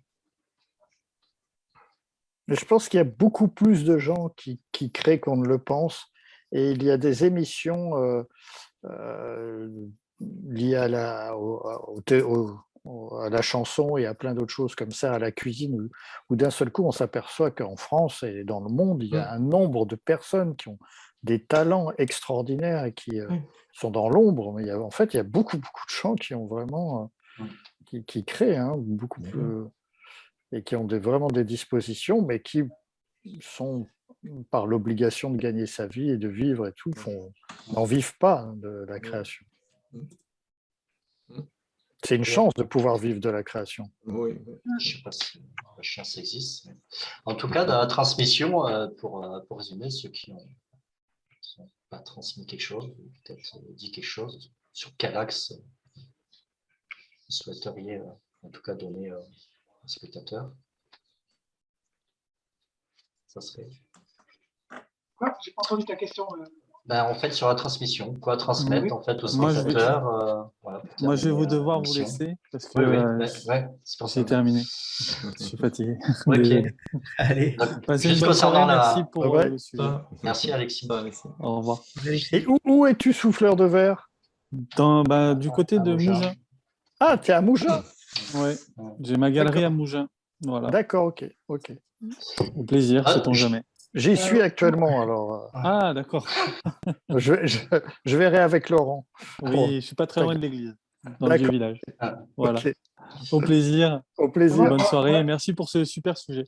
Alors, mais de rien, Je avec vais, plaisir, Alexis. Alors, justement, pour je terminer vais, je vais l'émission, comme répondre, ça, oui. après, on peut parler, et puis ceux qui veulent partir peuvent partir. Comme Ouais. ça. Je vais répondre à ta question, Laurent, parce Ouais. que je dois y aller aussi. Je Bien dois aller sûr, justement créer, bien sûr, bien finir mon sûr, bouquin à toute bien vitesse. sûr. Mais juste pour terminer sur la transmission, en fait, Mhm, je pense que quand on a la chance, effectivement, moi j'ai la chance de faire mon métier, mhm, et comme ce côté transmission, je l'ai aussi vu dans les arts martiaux. C'est-à-dire que quand je suis arrivé au bout d'un moment dans la ceinture noire, ben, dans les arts martiaux, quand on arrive à ce niveau-là, on transmet, on doit transmettre. Et donc j'ai donné des cours pendant 10 ans à des jeunes, des enfants, voilà, pour leur transmettre ce que moi j'avais appris, ce qu'on m'avait appris en plus gratuitement, etc. mhm. Donc c'est cette notion.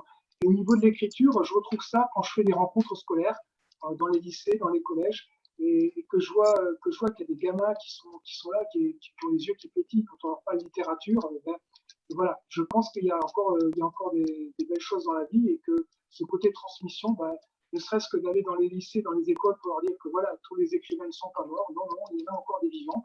Donc, ce qu'on vous apprend à l'école, voilà, il n'y a pas que Victor Hugo et Alexandre Dumas. Donc, du coup, voilà, ça leur permet de leur montrer qu'effectivement, eux aussi peuvent écrire. Dans les ateliers d'écriture, là, j'étais encore au lycée, au collège de la Cine la semaine dernière, et j'ai vu que bon, je leur ai dit, écrivez une histoire, et je suis qu'ils étaient incroyablement créatifs, j'en revenais pas, quoi. Alors qu'aujourd'hui, on dit que les jeunes ne lisent plus, et ce qui est en partie vrai, mais on trouve encore beaucoup de jeunes qui ont envie d'écrire, qui ont envie de raconter des histoires et de trouver leur imagination. Et ça fait partie effectivement de leur donner envie, cette transmission. Quoi. Moi, je ne vais pas leur apprendre à écrire un roman, mais je vais déjà leur apprendre à avoir envie, et à avoir envie d'écrire, à avoir envie de se lâcher, de ne pas hésiter à prendre une page blanche, et voilà, d'inventer des mondes, de créer des personnages, de raconter des histoires. Merci, Philippe. En tout cas, ça m'a fait plaisir de discuter avec vous. J'ai appris Plaisir, beaucoup de choses. plaisir partagé. Merci beaucoup. Ouais. Et à très, Merci. très bientôt alors. Merci de ta venue. Merci. À bientôt, au revoir. Merci à toi. Il manque Émilie et Rémi, je crois, sur la transmission, il me semble. Bah, Ouais. oui, non, enfin, sur la transmission, tout à l'heure, quand j'ai évoqué le fait de dire aux gens d'oser avant tout, pour la transmission, bah, moi j'en fais à travers les cours depuis. C'est vrai que je suis à fond dans la transmission, et des fois il se passe quelque chose que tu contrôles pas dans la transmission, parce que depuis que je forme des comédiens, j'en retrouve plein après les cours, des années après, qui sont dans le métier, etc. Et régulièrement, il me vient quelque chose de leur part. Ils me disent, ce jour-là, un jour, tu m'as dit telle phrase. Et moi, quand je la sors, à cette personne-là, je ne la calcule pas du tout, mais je découvre que pour une telle ou un tel, un mot que j'ai dit à un moment donné a été le déclencheur, leur a transmis quelque chose, mais c'est quelque chose que tu ne maîtrises pas, et c'est encore une fois sans doute à un moment donné où tu es en phase vraiment avec la personne, où tu as perçu vraiment ce qu'il fallait dire à la personne, et ça sort naturellement, et sur le moment tu t'aperçois même pas de l'impact que tu vas avoir avec un seul mot qui va vraiment déclencher quelque chose, qui va transmettre quelque chose. Donc voilà, enfin, pour parler de transmission. Après, pour cerner mieux ce que tu demandes, quand tu demandes, Laurent, qu'est-ce qu'on voudrait dire aux gens qui nous écoutent sur la transmission, est-ce que tu peux préciser encore mieux ta pensée? Ben oui, c'est-à-dire que si, en faisant comme si, en fait, on devrait transmettre par rapport à la création, par rapport à l'inspiration, par rapport aux œuvres, par rapport à ce qu'on a dit ce soir, s'il y avait un mot, tu vois, ou un ensemble de mots, on dirait, tiens, il est plutôt intéressant, et ça serait plutôt ça que je voudrais transmettre, en fait. Ah, quelque chose que je voudrais transmettre? Oui. Ça, c'est très personnel, c'est à chaque personne. Ben, Chaque personne a en elle quelque chose qu'elle aimerait transmettre. C'est très large. Enfin, après, c'est plutôt le moyen d'arriver à la transmission. ben, c'est par rapport à ton expérience. Tu vois, qu'est-ce que tu dirais, toi, pour toi, qui a été important? Tu pourrais dire, tiens, il serait intéressant, je sais pas, ça peut être le temps, ça peut être une notion, ça peut être un critère, ça peut être juste un état d'être ou un état d'esprit. Dans quoi, pour toi, tu vois, ça serait intéressant voilà, que les personnes s'y impliquent un petit peu, peut-être plus ou pas, ou le prennent en compte ou pas. Par exemple, moi, je te dirais le temps. Toi, Voilà. le temps. voilà, spectateur, je dirais de prendre le temps de faire des choses. Moi, si je peux me Et permettre, prendre le temps d'observer, observer, regarder, Observer. regarder. Regardez tout, tout autour de vous, regardez les gens, regardez. Prendre le temps de regarder. Ok, parfait. Merci. Émilie? et moi, oui, pour la transmission, c'est Ouais. comme l'animal est le centre de Ouais. de toute ma création, Ouais. c'est respecter l'animal, respecter le vivant, respecter la planète, respecter l'autre, se respecter. Et c'est voilà, c'est ce que je transmets, ce que j'essaye de transmettre à travers mes peintures ou quand je vais faire des ateliers avec les enfants. On travaille beaucoup sur la sensibilisation à la nature, à la protection de la nature, au respect de la planète, à ne pas jeter, à essayer de consommer le plus localement possible, consommer mieux, voilà, agir pour son futur en fait, tout simplement pour que l'espèce humaine puisse continuer à vivre. C'est ça. Voilà, qu'on puisse manger des choses pas trop empoisonnées, ni boire de l'eau pas trop pareil, pas trop malade, pas trop empoisonnée. Et donc voilà, c'est juste, c'est simple, c'est voilà, c'est respecter l'autre et respecter l'animal parce que pour moi, voilà, l'animal est aussi important qu'un humain. Donc il faut le respecter. Voilà, c'est tout. J'ajouterais un mot, contemplation. Oui, aussi. C'est vrai. Pauline? Moi, je vous l'ai dit. C'est fait. Robert, c'est fait. Philippe, c'est fait. Alors, On peut dire vibrer. Comment? On peut dire vibrer aussi. Oui, on peut dire vibrer. Ah oui. C'est vrai qu'il y a plein de choses qu'on peut mettre. Ceci dit, moi, je vous remercie. Vous êtes l'œuvre de ce soir, de 20h03 à 21h47. Comme quoi, dans la transmission, je pense que c'est aussi important de prendre le temps de faire les choses et à un moment donné de les faire. Et aussi de laisser impliquer ce qui a besoin d'être impliqué à l'intérieur de tout ça, parce que je ne crois pas que nous ayons la réponse à tout, et que je suis certain même. Et pour autant, en fait, l'œuvre peut être vue, les œuvres, la création, peut être vue, inspirée, vécue de manière complètement différente, des fois de manière aussi fortuite, simple que peut être une émission, et de manière avec évidemment des matières ou des supports beaucoup plus grands. Je pense que ce qui est important, c'est, comme vous l'évoquiez ce soir, c'est quelque part un petit peu, en résumant ce que vous avez dit, l'image du cœur. C'est vibrer, c'est finalement être créé, c'est finalement être présent, c'est finalement être d'accord avec soi-même. Et en tout cas, moi, j'étais très content de vous recevoir, j'étais d'accord avec moi-même de vous recevoir et de vous avoir reçu. Et je vous remercie d'avoir été là. Et je vous dis au revoir. Je vous dis Merci à toi. Merci. Tout le monde. Merci. Allez, Merci à vous tous. Au revoir. Au revoir. Merci. Au revoir.